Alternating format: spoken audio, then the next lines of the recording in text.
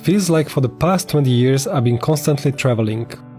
One of my passions was astronomy, so I decided to establish an observatory on Tahiti. This island, in Polynesia, is considered to be paradise on Earth.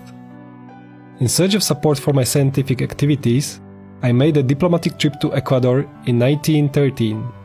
My efforts were crowned with success, and I was awarded Chevalier of the Legion of Honor for this effort. This gave me a great inspiration for my future diplomatic activities. I recall my first important contacts in relation to the newly emerging Czechoslovak resistance and my cooperation with Edvard Beneš.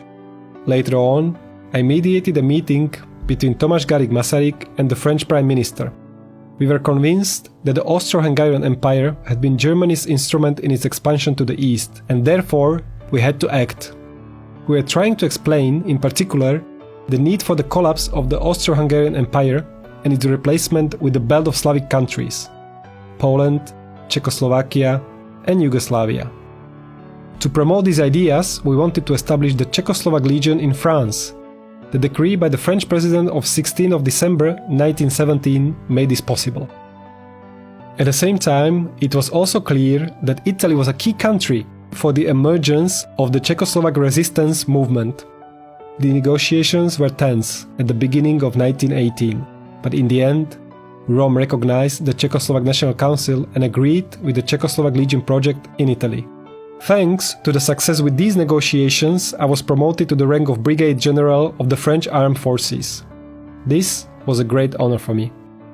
The news about Germany's capitulation found me in Japan.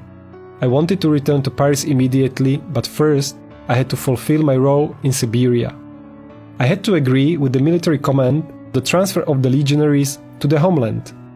At the time of my arrival in Russia, I was also already appointed Minister of War of the newly founded Czechoslovak Republic. My main goal was to find support with the superpowers at the peace treaty negotiations. Our state needed to secure favorable borders and other important conditions for its existence. I'm convinced that the military successes of the legions in Russia and the establishment of the army in Italy and France played a key role in the international support of Czechoslovakia by the powers of the treaty. While other Czechoslovak diplomats focused their attention only on France, I'm convinced to the contrary that we should focus on geographically closest member of the agreement to Czechoslovakia, namely Italy. I believe that Rome, as an ally of Paris, could have played a strategic role in the security of the Central European region. I'm writing these lines in Italy, and I'm particularly concerned about the dispute between the Italian and French military missions in Czechoslovakia over the command of the army of the newly created state. President Tomáš Garrigue Masaryk entrusted me with settling the dispute. I believe that I will be able to find a final solution to it after my arrival in Bratislava. I miss my homeland very much. I haven't been there for years. Tomorrow, therefore, I will board a plane at the Campo Formido airport near Udine. I'm holding my breath as I anticipate landing in Bratislava.